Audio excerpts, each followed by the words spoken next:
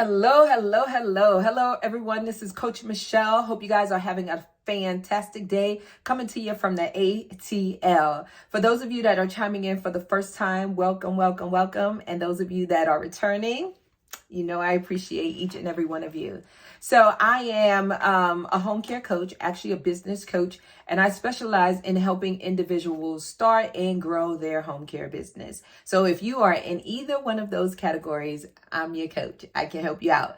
Today's video, I'm going to keep up with what I started last week from my amazing team. We are on question number 5, and question number 5 is how to keep up with employees' time.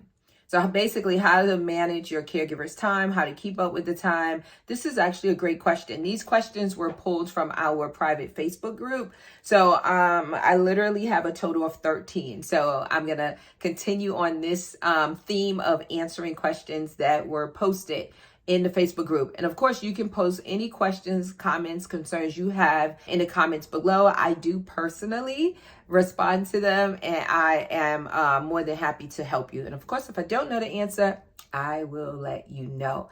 So the traditional way is paper, right? So it's not like you have a clock in machine and they come into the office and clock in and clock out. That doesn't necessarily exist in the home care space when you are sending caregivers out to the homes of clients where they are rendering care in the client's home. So some states have requirements as far as paper, like Georgia, for instance. Georgia requires an activity log, activity sheet, aka timesheet. It has to be signed per day. I know a lot of y'all not doing that. Y'all doing it per week. But according to the rules and regulations, it needs to be signed per day by the client. And then once by the caregiver, and then also by the administrator once it comes into the office. So that's one way, by having a paper trail, documenting what tasks were actually done in the home.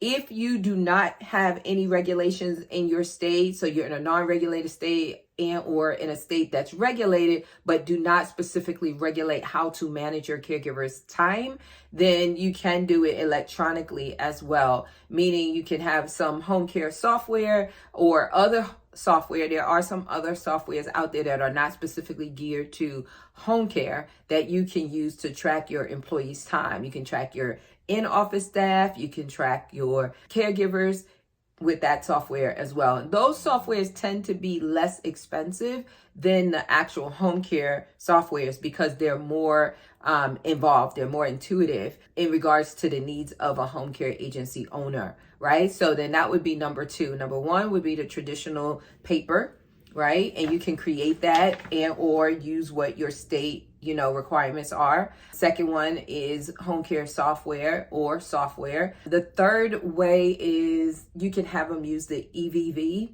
And I say EVV specifically versus the first option is because many of you are Medicaid providers. That is mandatory.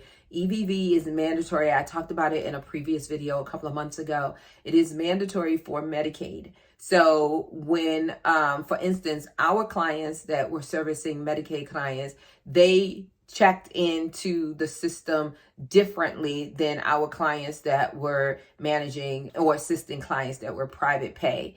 Now, you can use your EVV system in most states for all of your caregivers. We chose to do it separately for many reasons, as far as internal reasons, but just know the EVV system is available in most states that will allow you to manage your entire caregiver team, right? So that would be, I guess, number 3-ish, 4, because I gave you 2 for number 2. So those are the ways to manage your caregiver time. Now, outside of the traditional, checking the box, clicking the box, you also want to, have someone managing the schedule. So and your caregivers know where they're supposed to be, what time they're supposed to be there, what time they get off, and if they're working a split shift, straight shift, how many hours. So it's important to manage, because I always say, if it's not measured, it's not managed. If it's not measured, it's not managed. And that is a fact. So you want to have some way where that's documented.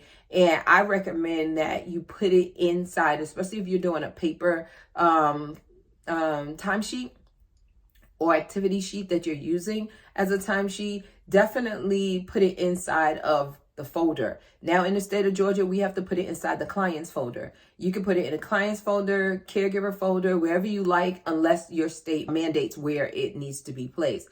So that's really important, guys, to have something in writing that you can go back to. What if your caregiver comes to you 4 months from now, no longer employed with you, 5, 6, 10 months, a year, and say, well, you didn't pay me for all of my hours. I was cheated, or whatever that may look like, right? And then you're able to go into it. You have the client signature, you have the caregiver signature, and then you have your signature as the administrator and or whomever your state requires to sign off on those timesheets.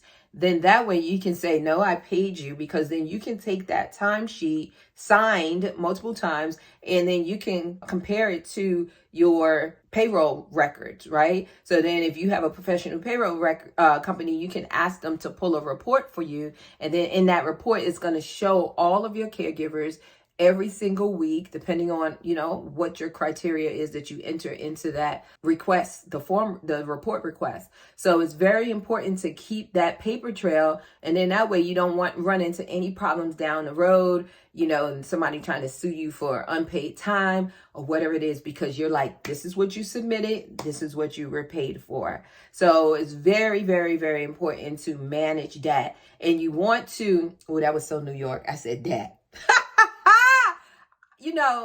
I was an apple, but now I'm a peach. But I said that. So, sometimes that New York just come on out. So it's really important to make sure you manage that so you can measure it, guys. Very, very important. So jot down below and let me know what what you're doing. If you have any questions, any follow-up questions, let me know. If you have any requests for a specific type of video, let me know. We do take them into consideration, but I am going to continue with the 13 that I have here. And I will be releasing 3 more. So it's a total of 4 that I'm releasing today. And there will be 3 more videos.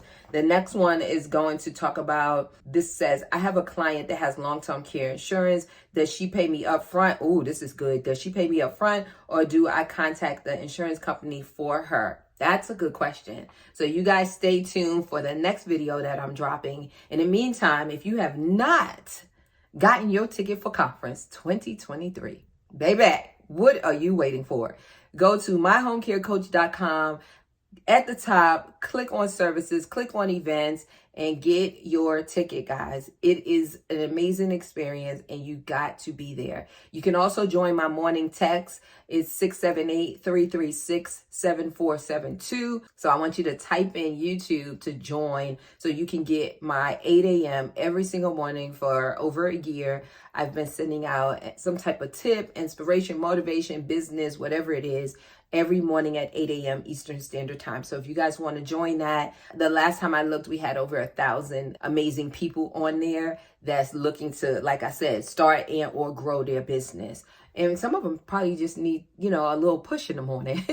So whatever it is that you need, definitely feel free to join. It doesn't cost anything, and we would love to have you a part of that community. So you guys take care. God bless, and I will see you on the next video.